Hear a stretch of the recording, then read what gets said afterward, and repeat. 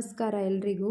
ನಾನಿವತ್ತು ತುಂಬ ಹೆಲ್ತಿಯಾದ ಟೇಸ್ಟಿಯಾದ ನಮ್ಮ ಹಳ್ಳಿ ಸ್ಟೈಲ್ ಒಣಗನೆ ಸೊಪ್ಪಿನ ಪಲ್ಯ ಮತ್ತು ಬಸ್ಸಾರು ಮಾಡ್ತಾಯಿದ್ದೀನಿ.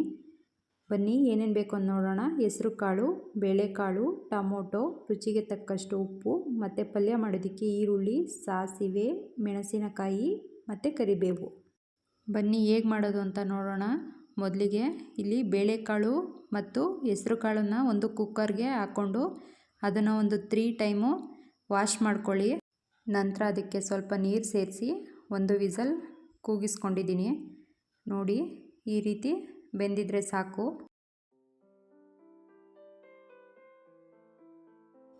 ನಂತರ ಇದಕ್ಕೆ ನಾವು ಸೊಪ್ಪನ್ನ ಕಟ್ ಮಾಡಿ ಇಟ್ಕೊಂಡಿದ್ವಲ್ಲ ಅದನ್ನು ಸೇರಿಸ್ಕೊತಾ ಇದ್ದೀನಿ. ರುಚಿಗೆ ತಕ್ಕಷ್ಟು ಉಪ್ಪು ಹಾಕ್ಕೊಂಡು ಒಂದು 2 ಮಿನಿಟ್ ಓಪನ್ ಬಾಯಲ್ಲೇ ಬೇಯಿಸ್ಕೊಳ್ಳಿ. ನಂತರ ಇದನ್ನು ಸೊಪ್ಪು ಸೋಸೋ ಜಾಲರಿಗೆ ಹಾಕೋತಾ ಇದ್ದೀನಿ. ಮೊದಲಿಗೆ ಪಲ್ಯ ಹೇಗೆ ಮಾಡೋದು ಅಂತ ತೋರಿಸ್ತೀನಿ ಬನ್ನಿ.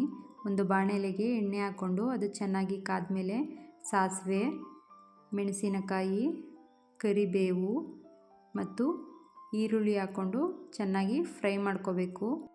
ತುಂಬ ಏನು ಫ್ರೈ ಮಾಡ್ಕೋಬೇಡಿ, ಈರುಳ್ಳಿ ಹಸಿ ವಾಸನೆ ಹೋಗೋವರೆಗೂ ಫ್ರೈ ಮಾಡಿಕೊಂಡ್ರೆ ಸಾಕು. ನೀವು ಈ ಸೊಪ್ಪು ಬೇರೆ ಯಾವ ರೆಸಿಪಿಗೆ ಉಪಯೋಗಿಸ್ತೀರಾ ಕಮೆಂಟ್ ಮಾಡಿ. ಮತ್ತು ನಿಮ್ಮ ಕಡೆ ಈ ಸೊಪ್ಪನ್ನು ಯಾವ ಹೆಸರಿನಿಂದ ಕರೀತಾರೆ ಅಂತ ತಿಳಿಸಿ.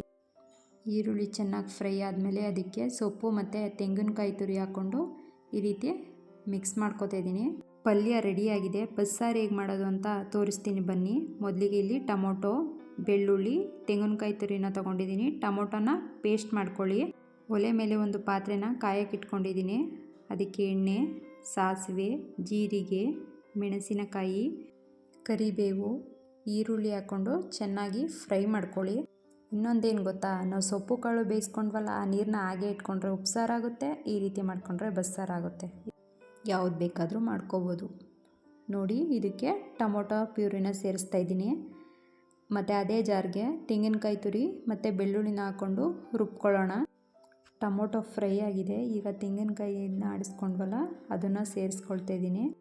ಇದಕ್ಕೆ ನಾವು ಸೊಪ್ಪು ಕಾಳನ್ನು ಬೇಯಿಸ್ಕೊಂಡಿದ್ವಲ್ಲ ಅದೇ ನೀರನ್ನು ಹಾಕ್ಕೊಳ್ಳೋಣ.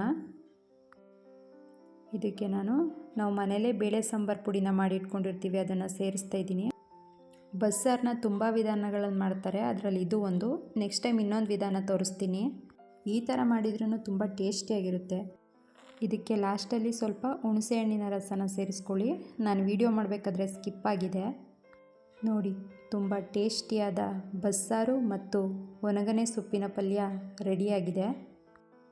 ನಾನು ಮಾಡೋ ಅಡುಗೆ ನಿಮಗೆ ಇಷ್ಟ ಆಗಿದ್ದರೆ ದಯವಿಟ್ಟು ಲೈಕ್ ಮಾಡಿ, ಕಮೆಂಟ್ ಮಾಡಿ, ಶೇರ್ ಮಾಡಿ. ಸಬ್ಸ್ಕ್ರೈಬ್ ಆಗೋದಂತೂ ಮರಿಬೇಡಿ. ನಿಮಗೆ ಈ ವಿಡಿಯೋ ಇಷ್ಟ ಆಯಿತು ಅನ್ಕೋತೀನಿ. ಧನ್ಯವಾದಗಳು.